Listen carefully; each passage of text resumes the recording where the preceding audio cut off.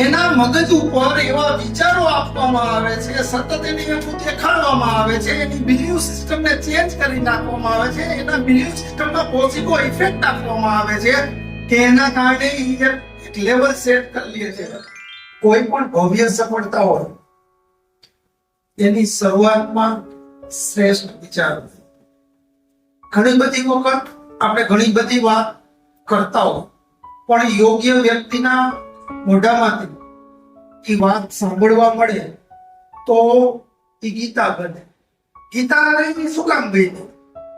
કારણ કે ગીતા એટલા માટે બની છે કે કૃષ્ણ ભગવાને અર્જુનને મહાભારતના યુદ્ધ વખતે કીધી હતી ને, એટલા માટે એ ગીતા રહી, એ ગીતા કહી છે. હું તો અહીંયા ઘણી બધી વખત આ બધાને મારી સાથે આગળ લઈ જવા માટે ઘણા બધા પ્રયત્નો કરતો અને કહેતો, પણ આમાં શું છે કે બધી જ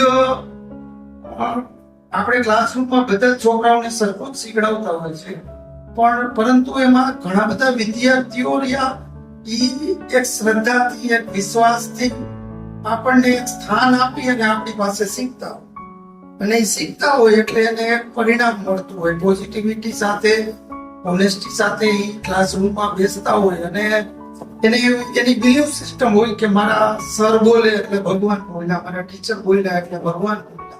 આ શ્રદ્ધા વિશ્વાસથી જ આ સૃષ્ટિ આખી ચાલી રહી છે.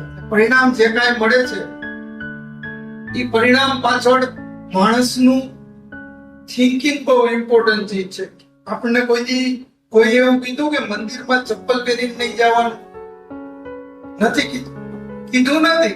જ્યારે આપણે નાના હતા ત્યારે આપણે મંદિરે જતા, આપણા દાદા બા ભેગા વોટેવર જેના ભેગા જતા, ત્યારે એ લોકો ત્યાં બહાર મંદિરની બહાર ચપ્પલ ઉતારતા. આપણે પૂછ્યું નથી કે અહીંયા શું કામ ઉતારવાનું, અથવા પૂછ્યું હોય તો એને આપણને જવાબ આપ્યો કે ભગવાન કહેવાય, બેટા ભગવાન પાસે કોઈ દિવસ ચપ્પલ પહેરી ના જાય. અને એ વાત રહી, એને આપણે આપણા જીવનમાં ઉતારી દીધી અને બસ પછી ક્યારેય આપણે મંદિરની અંદર ચપ્પલ પહેરી નથી જતા. રાઈટ?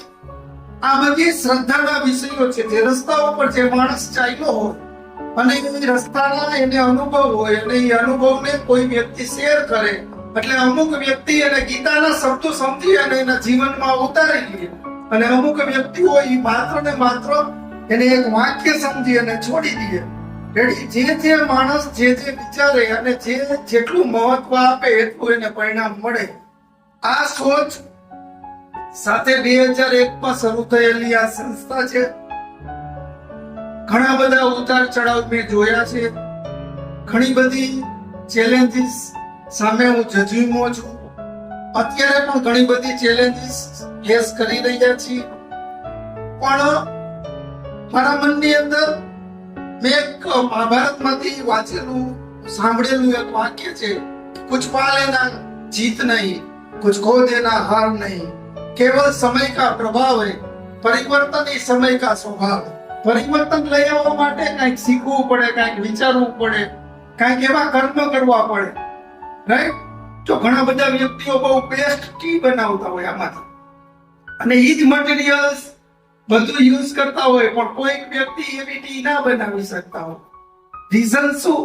કે એને પેરામીટર ખબર છે કે આટલું આ નાખવાથી, આટલો ટાઈમ આ રાખવાથી આ પરિણામ મળે ને આવું ટેસ્ટી બને.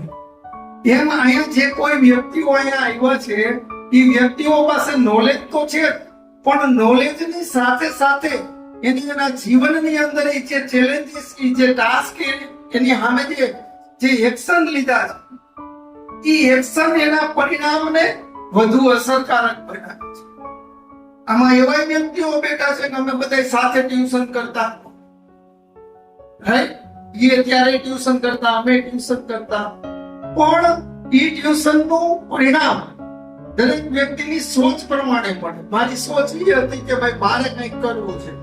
મેં ઘણા બધા સેક્રિફાઈસ કર્યા છે, જીવનમાં ઘણું બધું ગુમાવ્યું છે, પણ ગુમાવવું નહીં તો મળે ક્યાંથી? ગુમાવવાની માત્રા જેમ વધુ એમ તમારી સફળતાને રેશિયો વધુ. એટલે ખાસ આજના દિવસે વધુ કઈ નથી કેવું, પણ એવી કહેવાની ઈચ્છા ખરી કે તમે છે ને, વાહ, ઓલા હમણાં ઘણા બધા એવા પ્રશ્નો આવતા હતા, સાહેબ આ નથી ને એટલે તકલીફ છે, અથવા આમ કરી છે પણ આમ થાય છે, રાઈટ? એ બધું જે કાંઈ છે એ આપણા મગજમાં છે. આપણા મગજમાં આપણે જે રિસોર્સિસ અવેલેબલ છે એ રિસોર્સિસને જ આપણે એક્સ્ટ્રીમ લેવલ ઉપર યુઝ કરો. પ્રશ્ન અઢળક છે. જ્યાં તકલીફ છે ને ત્યાં શ્રેષ્ઠ 1000 વખત આપણને આપણે સમજો તમે કે આ ઇલેક્ટ્રિક જે આપણે ઇલેક્ટ્રિસિટી રહી એની શોધ કરી છે ને, જેને બલ્બની શોધ કરી એને કેટલા પ્રયત્ન કર્યા, પણ એને એટલો પોઝિટિવ રહ્યા કે બસ આ 999 વખત મેં પ્રયત્ન કર્યો તો આ પ્રયત્નથી આ બલ્બ નહીં બને, હવે નવો પ્રયત્ન કરો. એમ એટલી પોઝિટિવિટી સાથે જો શિક્ષક કોઈ કામ કરે તો રિયલમાં એના વિદ્યાર્થીઓની એ બહુ જ આગળ જાય. આપણે સપના આપણા માટે નથી જોવાના, આપણે સપનાઓ છે એ આપણી પાસે ભણનારા વિદ્યાર્થીઓ પાસે જોવાના છે. આપણે બધા બહેનાઓ જે તે સમયે આપણને કઈ ક્લિક થઈ ગયું હોત અને બર્નિંગ ડિઝાયર આપણી થઈ ગઈ હોત તો બની શકે કે આપણે કોઈ સારી પોસ્ટ ઉપર, કોઈ ગવર્મેન્ટ જોબમાં, કોઈ સારા ક્લાસ 1 ક્લાસ 2 બની ગયા હોત, પણ ના બની શક્યા. અનફોર્ચ્યુનેટલી કોઈ કારણોસર આપણને એવું ગાઈડન્સ ના મળ્યું કે કોઈ એવી સ્થિતિ નહોતી કે પરિસ્થિતિની સામે ઝઝુમી શકીએ એમ નહોતા, કોઈ પણ કારણોસર આપણે નથી બની શક્યા તો અહીંયા આપણે ઊભું નથી રહી જવાનું થતું, કારણ કે બન્યા હોત તો ગમે એક જ કેરેક્ટર આપણે બન્યા હોત. હવે ભગવાને આપણને ઘણા બધા કેરેક્ટર બનાવવા માટે નિમિત્ત બનાવ્યા છે. એટલે શિક્ષકની વાત રહી એ મારી પરિભાષામાં ચાણક્યએ કીધું કે शिक्षक कभी साधारण नहीं होता, प्रलय और निर्माण उसकी गोद में पड़ते. આ વાક્ય રહ્યું એને ખરા અર્થમાં ચરિતાર્થ કરવા માટે તમારે ક્લાસરૂમની અંદર દરરોજ કરી છે એને જ કરવાનું. નવું શું કહ્યું તમે એક્સપેરિમેન્ટ તો કરો કે કોઈ બાળકને હું આ રીતે ટ્રીટ કરું છું. સાહેબે ઘણા બધા આપણને એના માધ્યમો આપ્યા કે તમે આ રીતે કરો, તમે આ લેવલ ઉપર કરો, રાઈટ? તો તમને પરિણામ મળશે. પણ મેઇન વાત એ છે કે એના માટે શ્રદ્ધા હોવી જરૂરી છે.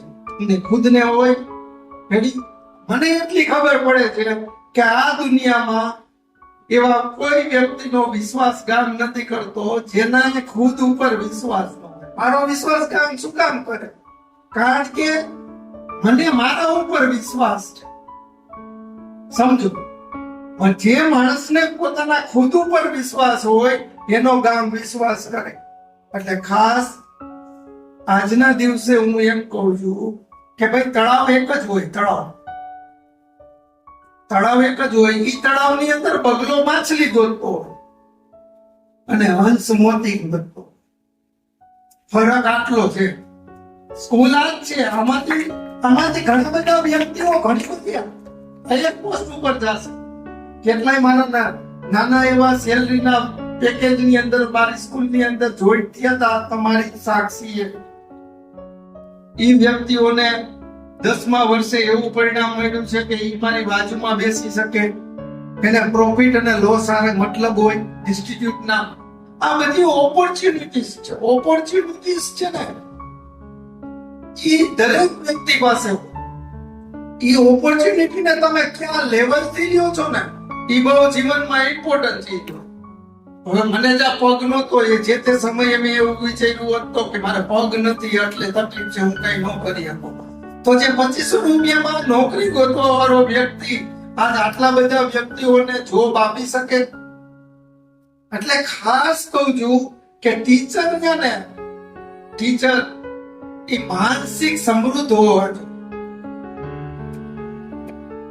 માનસિક વિકલાંગ નથી. આપણે સ્ટુડન્ટ આપણે ઈચ્છીએ એવા બનાવીએ.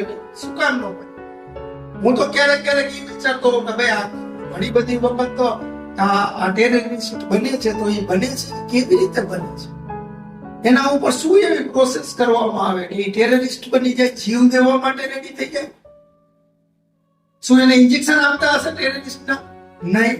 એના મગજ ઉપર એવા વિચારો આપવામાં આવે છે, સતત એને એવું દેખાડવામાં આવે છે, એની બિલીવ સિસ્ટમને ચેન્જ કરી નાખવામાં આવે છે, એના બિલીવ સિસ્ટમમાં પોઝિટિવ ઇફેક્ટ આપવામાં આવે છે કે એના કારણે એક લેવલ સેટ કરી લે છે કે હું મરીશ તો મને જન્નત, રાઈટ? એ તમે વિચાર કરો તો એ વ્યક્તિ જો એ કરી શકતી હોય, એ નેગેટિવ પાસું છે. કોઈ માણસના મગજ સાથે રમી અને નેગેટિવ પરિણામ મેળવવાનું એ નેગેટિવ પાસું છે. પણ એ જ વસ્તુને તમે પોઝિટિવલી લઈ લો તો મેં આજથી 10 વર્ષ પહેલા મારે ત્યાં 11th 12th માં એક છોકરી ભણતી, સરળબા કૃપા. એ છોકરી 11th 12th અહીંયા ગઈ. એ છોકરીને ખાલી મેં એમ કીધું હતું, બેટા જીપીએસસી યુપીએસસી તૈયારી કરીને એક્ઝામ દેવા.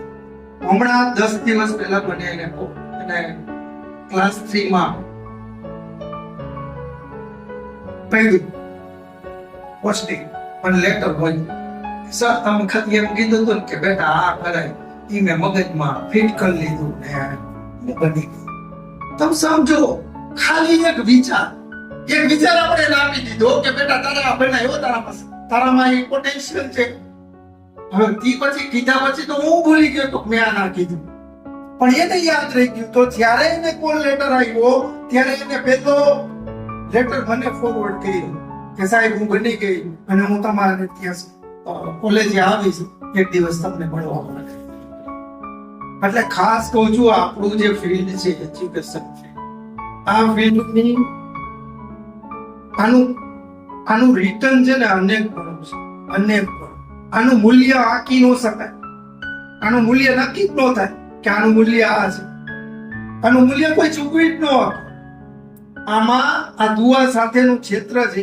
એટલે ખાસ આજના દિવસે હું તમને બધાને એટલું જ કહીશ કે સફળ લોકો અને નિષ્ફળ લોકોમાં ફરક એના પાવરનો નહીં, એના વિલ પાવરનો. કેટલાય બહુ સફળ થાય છે એની પાછળનું રીઝન એનો વિલ પાવર જ એવો હોય. મને તમે જોવો છો, મને ક્યારેય નર્વસ જોયો નહીં. પ્રશ્ન તો તમારે છે એના કરતા અઢળક મારી પાસે છે, પણ હું ક્યારેય છે ને પ્રશ્નની સામે હાર નથી સ્વીકારતો. એટલે ખાસ આજના દિવસે આટલા બધા જ્ઞાની, અને ખાસ કેવું હોય તો કહેવાય આપણી કાઠિયાવાડી ભાષામાં કે શીરો ખાધા પછી ફાકરી આવે તો તકલીફ તો પડે. સાહેબે શીરો પીરસો હોય અત્યાર સુધી, રાઈટ? કાયદેસરની બાઉન્ડ્રીમાં જે પેરામીટરની આ પેરામીટરની અંદર રહીને તમને બધાને સારામાં સારું સમજાવવાનો એક વિચાર આપવાનો પ્રયત્ન કર્યો છે. અને હું અત્યારે થોડીક મારી કે ને કડક ભાષા પ્રમાણે થોડુંક વધારે પડતું તમને ઈ લેવલથી કહું છું, તો એ તમારા માટે કદાચ આ ભાખરી જેવું જ છે, પણ સત્ય બોલવાનો પ્રયત્ન કરું છું. રેડી? ખાસ બધા વ્યક્તિઓને મારા તરફથી એવી ઈચ્છા છે કે તમે કહેશો તો દર 6 મહિને, તમે કહેશો તો દર 3 મહિને આપણે આવા સેમિનાર કરતા રહેશું. માત્ર તમારા સાથ સહયોગની જરૂર છે, થોડો ટાઈમ જોઈએ. અને શિક્ષક પાસે ટાઈમ સિવાય બીજું કઈ અસ્ત્ર નથી. આપણે લોકોએ બધા પાસે ભગવાને બધું ન આવ્યું, અને બધાએ કોકને પૈસા ઇન્વેસ્ટ કરવા પડે, કોકને કોઈ જગ્યાએ સ્કીલ ઇન્વેસ્ટ કરવી પડે. આપણે શું ઇન્વેસ્ટ કરવાનું છે? આપણે માત્ર ને માત્ર આપણો ટાઈમ ઇન્વેસ્ટ કરવાનો છે. એ ટાઈમને પ્રોપર જગ્યાએ ઇન્વેસ્ટ કરી અને ભવિષ્યમાં અનેક ઘણું રિટર્ન મેળવો એવી હું આશા રાખું છું આજના દિવસે. અને ખાસ આજે જે અહીંયા પધાર્યા છે એ વ્યક્તિઓને હું અત્યારે એવું કહું છું કે આપની અનુકૂળતાએ બીજી વખત આ સંસ્થામાં આવવા માટે તમને ટાઈમ આપજો એવી આશા રાખું છું. લાસ્ટમાં એટલું જ કહીશ કે मेरे पीछे मत चलिए, हो सकता है मैं नेतृत्व ना कर सकूं. मेरे पीछे मत चलिए, हो सकता है मैं नेतृत्व ना कर सकूं. मेरे आगे भी मत चलिए, हो सकता है मैं अनुगमन ना कर सकूं. बस मेरे साथ चलिए, मेरे अपने बनके, ताकि मैं आपके साथ चल सकूं.